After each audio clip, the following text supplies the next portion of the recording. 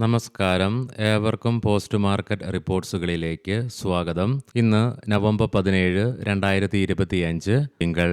അങ്ങനെ ഇന്നത്തെ നേട്ടത്തോടുകൂടി ഇന്ത്യൻ മാർക്കറ്റിന് തുടർച്ചയായിട്ട് ആറാമത്തെ ട്രേഡിംഗ് സെക്ഷനിലും നേട്ടത്തോടുകൂടി തന്നെ വ്യാപാരം അവസാനിപ്പിക്കുവാനുമായി. മാത്രവുമല്ല, നിഫ്റ്റിക്ക് ഈ വർഷം ഇത് രണ്ടാം തവണയും ഒക്ടോബർ 29 ശേഷം 26,000 എന്ന സൈക്കോളജിക്കൽ ലെവലിന് മുകളിലായിട്ടും വ്യാപാരം അവസാനിപ്പിച്ച് നിലകൊള്ളുവാനുമായി. തുടർച്ചയായി ഇന്നും നമ്മുടെ മാർക്കറ്റിനെ നേട്ടത്തിലേക്ക് നയിക്കുവാനുണ്ടായ ഘടകങ്ങൾ എന്തൊക്കെയാണെന്ന് വിശദമായി തന്നെ നമുക്ക് ഈ വീഡിയോയിൽ ചർച്ച ചെയ്യാം. ഇന്ന് ലീഡിംഗ് ആയ എല്ലാ ഇൻഡസ്ട്രീസിലും ഗ്യാപ്പ് അപ്പോട് കൂടിയിട്ടുള്ള ഓപ്പണിംഗ് ആയിരുന്നു ലഭ്യമായിരുന്നത്.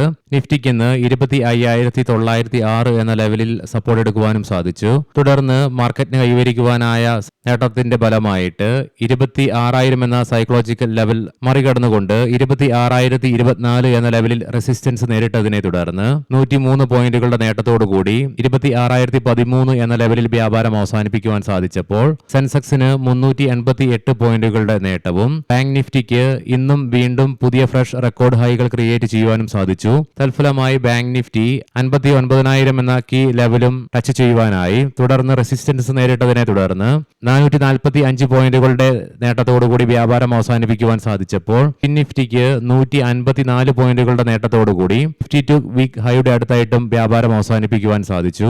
എൻഎസ്ഇയിൽ ഇന്ന് 1,501 കമ്പനികൾക്ക് നേട്ടത്തോടുകൂടി വ്യാപാരം അവസാനിപ്പിക്കുവാനുമായി. അതേസമയം 1,381 കമ്പനികൾ നഷ്ടത്തോടുകൂടിയും വ്യാപാരം അവസാനിപ്പിക്കേണ്ടതായിട്ട് വരികയുണ്ടായി. Bajaj Auto, Tata Consumer, Eicher Motors, Max Health Care, Shriram Finance തുടങ്ങിയ സ്റ്റോക്കുകൾ ഇന്ന് നിഫ്റ്റിയിൽ നേട്ടം കൈവരിച്ചപ്പോൾ TMPV, Adani Enterprises, HDFC Life, Bharat Electronics, UltraTech Cement തുടങ്ങിയ സ്റ്റോക്കുകൾക്ക് ഇന്ന് നിഫ്റ്റിയിൽ നഷ്ടവും നേരിടേണ്ടതായിട്ട് വരികയുണ്ടായി. ഒത്തിരിയേറെ ട്രേഡിംഗ് സെഷനുകൾക്ക് ശേഷം ഇന്ന് എല്ലാ മേഖലകൾക്കും നേട്ടത്തോടുകൂടി തന്നെ വ്യാപാരം അവസാനിപ്പിക്കുവാനും സാധിച്ചു.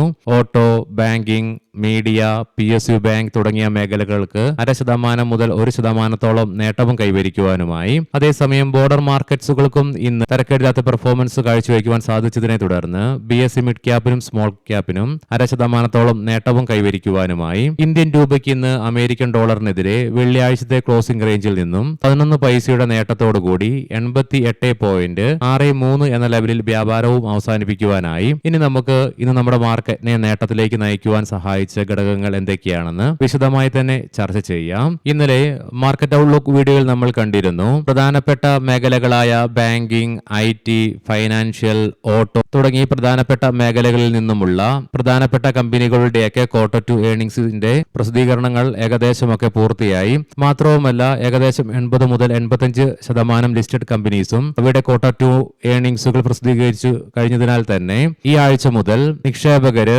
പുതിയ ക്വാളിറ്റി സ്റ്റോക്കുകളിലേക്കും സെക്ടേഴ്സിലേക്കും വേട്ട ആരംഭിക്കുമെന്നുള്ളത്. നിക്ഷേപകരുടെ ഭാഗത്തു നിന്നും Q2 ഏർണിംഗ്സിന് ശേഷം പുതിയ മേഖലകളിലേക്കുള്ള വേട്ട ഇന്ന് ആരംഭിക്കുകയുണ്ടായി. തൽഫലമായി ഇന്ന് ബാങ്കിംഗ് സ്റ്റോക്കുകളിൽ ഉടലെടുത്ത അതിശക്തമായ ബൈയിങ് ആണ് ഇന്ന് നമ്മുടെ മാർക്കറ്റിനെ നേട്ടത്തിലേക്ക് നയിക്കുവാനുണ്ടായ ഏറ്റവും പ്രധാനപ്പെട്ട ഘടകം. ഇതിനെ തുടർന്ന് ഇന്ന് കാനറ ബാങ്കിന് 2011 ശേഷം അഥവാ 15 വർഷങ്ങൾക്ക് ശേഷം, അതായത് 2011 ജൂണിന് ശേഷം 150 രൂപ എന്ന റേഞ്ചിലേക്ക് കാനറ ബാങ്കിന്റെ ഷെയറിന്റെ പ്രൈസ് എത്തിച്ചേരുകയുണ്ടായി. മാത്രവുമല്ല, ബാങ്ക് നിഫ്റ്റി ഇൻഡെക്സിലെ 12 സ്റ്റോക്കുകളില് എല്ലാ സ്റ്റോക്കുകൾക്കും ഇന്ന് നേട്ടത്തോടുകൂടി തന്നെ വ്യാപാരം അവസാനിപ്പിക്കുവാനും സാധിച്ചു. അതുകൂടാതെ ബാങ്കിംഗ് സ്റ്റോക്സ് പോലെ തന്നെ ഇന്ന് ഫിനാൻഷ്യൽ സെക്ടേഴ്സ് ക്വാളിറ്റി സ്റ്റോക്സുകളിൽ അതിശക്തമായ ബൈയിങ് പ്രകടവുമായിരുന്നു. കഴിഞ്ഞ വെള്ളിയാഴ്ച ബീഹാർ സ്റ്റേറ്റ് ഇലക്ഷന്റെ റിസൾട്ട് NDA മുന്നണിക്ക് അനുകൂലമായി വരിക മാത്രമല്ല, പ്രതീക്ഷിച്ചതിനേക്കാളും മികച്ച ഭൂരിപക്ഷം നേടാനായതിനെ തുടർന്ന് അത് നിലവിലെ കേന്ദ്ര സർക്കാരിന്റെ സ്റ്റെബിലിറ്റിയിന്മേലുള്ള ആത്മവിശ്വാസം വർദ്ധിക്കുകയുണ്ടായി. അതിനാൽ തന്നെ ഇനി ബാക്കി നിൽക്കുന്ന 4 വർഷം കൂടി നിലവിലെ കേന്ദ്ര സർക്കാരിന് തുടരാനാകുമെന്നുള്ള ആത്മവിശ്വാസം വിപണിയും നിക്ഷേപകരും വെച്ച് പുലർത്തുന്നത് ഊട്ടിയുറപ്പിക്കുകയുണ്ടായി. ലോകത്തില് ഏത് മാർക്കറ്റിനാണെങ്കിലും മുന്നോട്ട് പോകാൻ സാധിക്കണമെങ്കിൽ, അല്ലെങ്കിൽ നിക്ഷേപകരുടെ ആത്മവിശ്വാസം വർദ്ധിപ്പിക്കണമെങ്കിൽ ആ രാജ്യത്തിന്റെ ഗവൺമെന്റ് സ്റ്റേബിളായി മാറേണ്ടത് അനിവാര്യമായതിനാൽ തന്നെ കഴിഞ്ഞ ദിവസം വന്ന ബീഹാർ സ്റ്റേറ്റ് ഇലക്ഷന്റെ റിസൾട്ട് ഇതിനെ ഒന്നുകൂടി ഊട്ടിയുറപ്പിക്കുവാൻ സഹായിക്കുകയുണ്ടായി. അതുകൊണ്ട് തന്നെ ഇലക്ഷൻ റിസൾട്ടിന്റെ ബലവും ഇന്ന് നമ്മുടെ മാർക്കറ്റിന് ഗുണകരമായി തന്നെ മാറുകയുണ്ടായി. യുഎസില് പുതിയ താരിഫ് നയങ്ങൾ നടപ്പിലാക്കിയതിനെ തുടർന്ന് ഗ്രോസറിയുടെ വിലയിൽ ഗണ്യമായ ഉയർച്ച രേഖപ്പെടുത്തുകയുണ്ടായി. ഇത് യുഎസിലെ സാധാരണ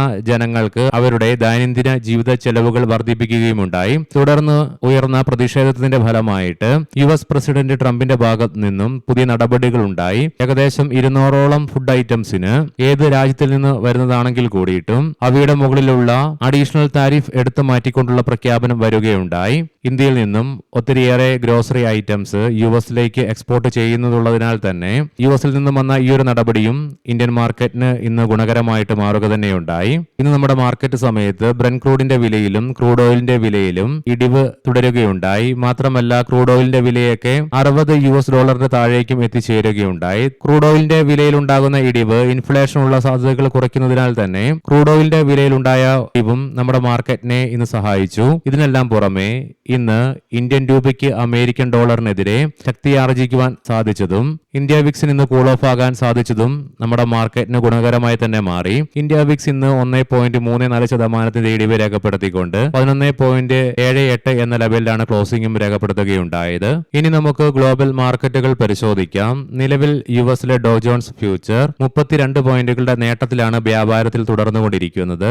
യൂറോപ്യൻ മാർക്കറ്റ്സ് മൂന്നും അതേസമയം നഷ്ടത്തിലാണ് വ്യാപാരത്തിൽ തുടർന്നുകൊണ്ടിരിക്കുക, 0.5%. ഏഷ്യൻ മാർക്കറ്റ്സിലേക്ക് വരുമ്പോൾ ഇന്ന് മിക്സ്ഡ് സെന്റിമെന്റ്സ് ആണ് കാണുവാനായിട്ട് സാധിക്കുക. Indian, Taiwan, Korean, Indonesian, Thailand മാർക്കറ്റുകൾക്ക് നേട്ടത്തോടുകൂടി വ്യാപാരം അവസാനിപ്പിക്കുവാൻ സാധിച്ചപ്പോൾ ജപ്പാൻ, സിംഗപ്പൂർ, ഹോങ്കോങ്, ചൈനീസ് മാർക്കറ്റുകൾക്ക് നഷ്ടത്തോടുകൂടിയും വ്യാപാരം അവസാനിപ്പിക്കേണ്ടതായിട്ട് വരികയുണ്ടായി. ഗോൾഡിന്റെ വില നിലവിൽ $4088 എന്ന നിലയിലായിട്ടാണ് വ്യാപാരം തുടർന്നുകൊണ്ടിരിക്കുന്നത്. ഇനി നമുക്ക് ഇന്നത്തെ പ്രധാനപ്പെട്ട സ്റ്റോക്കിംഗ് ന്യൂസുകൾ പരിശോധിക്കാം. മുൻകൂട്ടി ഓർമ്മിപ്പിച്ചുകൊള്ളട്ടെ, ഇത് ഒരു ബൈ ഓർ സെൽ റെക്കമെൻഡേഷൻ അല്ല. യെസ് ബാങ്ക്, ജപ്പാനിലെ സുമിറ്റോമോ മിസ്ചൂയി ബാങ്കിംഗ് കോർപ്പറേഷൻ നിലവിൽ യെസ് ബാങ്കിലെ 24.99% സ്റ്റേക്ക് ഹോൾഡ് ചെയ്യുന്നുണ്ട്. ഇന്ന് അവരുടെ ഭാഗത്തു നിന്നും പുതിയ പ്രഖ്യാപനം വരികയുണ്ടായി. ഇന്ത്യയിൽ നിന്നും റെഗുലേറ്റേഴ്സ് അനുമതി നൽകുകയാണെങ്കിൽ വീണ്ടും യെസ് ബാങ്കിലുള്ള സ്റ്റേക്ക് വർദ്ധിപ്പിക്കുവാൻ അവർ തയ്യാറാണെന്നുള്ള പ്രഖ്യാപനമാണ് നടത്തുകയുണ്ടായത്. POCL എന്റർപ്രൈസസ് പറയാൻ പോകുന്ന റിസൾട്ടുകളൊക്കെ Q2 ഇയർ ബേസിസിലാണ്. നെറ്റ് പ്രോഫിറ്റിൽ 1.46% ഉയർച്ച രേഖപ്പെടുത്തിയപ്പോൾ റവന്യൂ ഫ്രം ഓപ്പറേഷൻസിൽ 2.78% ഇടിവാണ് രേഖപ്പെടുത്തുകയുണ്ടായത്. മഹാലക്ഷ്മി റബ്ടെക് നെറ്റ് പ്രോഫിറ്റിൽ 68.48% ഉയർച്ച രേഖപ്പെടുത്തിയപ്പോൾ റവന്യൂ ഫ്രം ഓപ്പറേഷൻസിലും 26.84% വളർച്ച രേഖപ്പെടുത്തി. യൂണികൊമേഴ്സ് സൊല്യൂഷൻസ് ഡിജിറ്റൽ റീറ്റെയിലിനായി റെയ്മണ്ടുമായി പങ്കാളിത്തം കമ്പനി ആരംഭിച്ചു എന്നുള്ള വാർത്തകൾ.